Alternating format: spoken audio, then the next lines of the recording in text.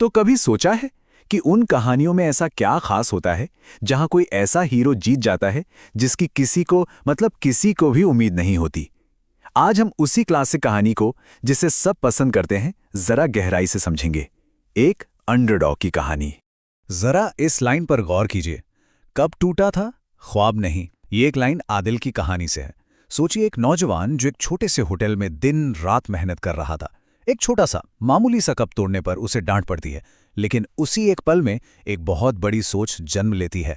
तो सवाल यही है कि आखिर शून्य से उठकर बिल्कुल जीरो से हीरो बनने वाली ये कहानियां इतनी पावरफुल क्यों लगती हैं।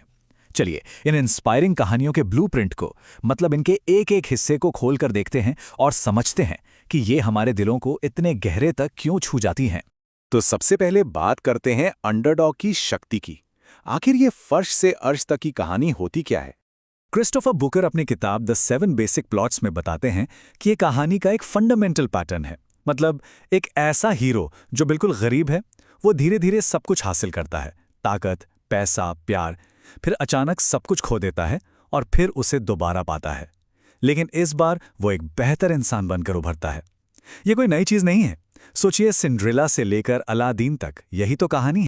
और सबसे कमाल की बात यह है कि ये पैटर्न सिर्फ फिल्मों या किताबों में नहीं है, ये असल जिंदगी की कहानियां हैं। एक ऑटो ड्राइवर जो आज एक बड़ी ट्रकिंग फर्म का मालिक है, या राजस्थान के एक छोटे से गांव का लड़का जिसके पास स्कूल की फीस तक नहीं थी और आज वो फैक्ट्रियां और अस्पताल बनवा रहा है। एक मछली बेचने वाला करोड़ों का मालिक बन जाता है।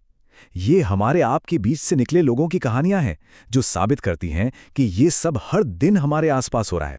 अब आते हैं कहानी के दिल पर, एक सपने का विश्लेषण। इन सभी कहानियों में एक बात कॉमन है।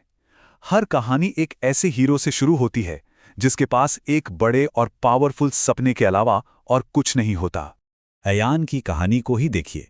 उसके पास ना पैसा था ना पावर, सिर्फ एक सपना। एक ऐसा नौजवान जिसे अमीर आदमी बनने के अपने सपने के लिए लगातार मजाक का सामना करना पड़ रहा था। लोग उसे ताने मारते थे।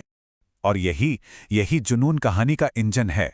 अपनी मौजूदा हालत को मानने से साफ इनकार कर देना और अपनी किस्मत खुद लिखने की जिद। अगला हिस्सा है संघर्ष का विज्ञान, एक नायक का निर्माण। देखिए, सिर्फ सपना देखना ही काफी नहीं होता, है ना? कहानी का असली मजा तो सफर में है, संघर्ष में है। और यहीं पर जो अच्छे कहानीकार होते हैं वो एक शानदार अंत के लिए बीज बोते हैं। अच्छी कहानियां एक बहुत ही स्मार्ट टेक्निक का इस्तेमाल करती हैं जिसे कहते हैं सेटअप और पे ऑफ। इसका मतलब ये है कि कहानी में पहले कोई छोटी सी डिटेल डाली जाती है और बाद में वही डिटेल कहानी के एक बड़े मोड़ से जुड़ जाती है। इससे जो हीरो की जीत होती है ना, वो किस्मत का खेल नहीं लगती, बल्कि लगता है कि हाँ, ये तो होना ही था, उसने ये कमाया है। इसका बेस्ट एग्जाम्पल है फिल्म दंगल।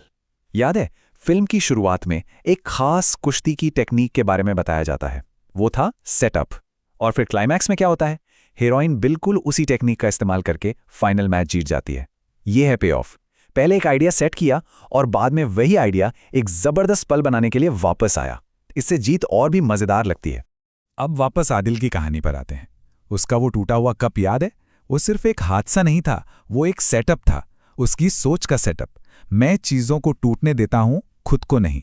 और यही फिलॉसफी, यही सोच बाद में एक बैंक मैनेजर को इतनी पसंद आती है कि वो आदिल को अपना रेस्टोरेंट खोलने में मदद कर देते हैं। ये था कहानी का असली पे ऑफ। और ये संघर्ष सिर्फ बाहर की दुनिया में नहीं होता, अंदर भी एक लड़ाई चलती है। एक इमोशनल रोलर कोस्टर राइड। हिम्मत और हौसला जुटाने से पहले हमारे हीरोज गहरे दुख से गुजरते हैं, निराशा महसूस करते हैं, हताश हो जाते हैं और गुस्सा भी आता है। ये वो फीलिंग्स हैं जिन्हें हम सब कहीं ना कहीं समझते हैं, राइट? तो इतने संघर्ष के बाद आता है वो पल जब सब कुछ बदल जाता है। कहानी का टर्निंग पॉइंट यानी क्लाइमैक्स। क्लाइमैक्स मतलब कहानी का वो पॉइंट जब टेंशन, एक्साइटमेंट सब कुछ अपनी पीक पे होता है। ये वो निर्णायक पल है जब हीरो को या तो एक बहुत बड़ा फैसला लेना होता है या फिर अपनी सबसे बड़ी मुश्किल का सामना करना पड़ता है। अयान के लिए ये क्लाइमैक्स क्या था? सालों की नाकामी, लोगों के ताने और उसके बाद फोन की स्क्रीन पर बस एक शब्द, सिलेक्टेड। ये उसकी रातों की चुपचाप की गई मेहनत का पे ऑफ था। और आदिल के लिए? उसके लिए ये टर्निंग पॉइंट कोई एक पल नहीं था, बल्कि 6 साल की लगातार मेहनत और अटूट विश्वास का नतीजा था। वो दिन जब उसने आखिरकार अपना खुद का रेस्टोरेंट खोला। 6 साल लंबा वक्त होता है। चलिए अब हम आखिरी हिस्से पर आते हैं और समझते हैं कि क्यों ये कहानियां हमेशा जिंदा रहती हैं। आखिर क्या है इनका राज। यहाँ ये बात बिल्कुल साफ हो जाती है।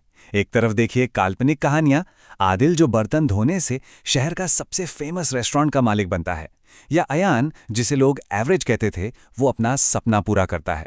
और दूसरी तरफ देखिए असल दुनिया की कहानियां, एक ऑटो ड्राइवर जो आज एक बड़ी कंपनी का मालिक है, या एक दादी जिनके पास पढ़ाई के पैसे नहीं थे और वो 1970s में पीएचडी करके कॉलेज की प्रिंसिपल बनी। पैटर्न बिल्कुल वही है।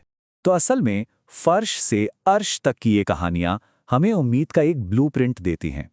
ये हम सबके अंदर की उस इच्छा को आवाज देती हैं जो यकीन करना चाहती है कि हमारे हालात हमारी किस्मत तय नहीं करते, कि अगर मेहनत और लगन हो तो कुछ भी बदला जा सकता है। और ये हमें एक आखिरी दमदार सोच के साथ छोड़ जाता है। ये कहानियां इतनी पसंद क्यों की जाती हैं? शायद इसलिए क्योंकि ये हमें याद दिलाती हैं कि हर किसी के अंदर एक हीरो छिपा है जो बस अपनी कहानी लिखे जाने का इंतजार कर रहा है।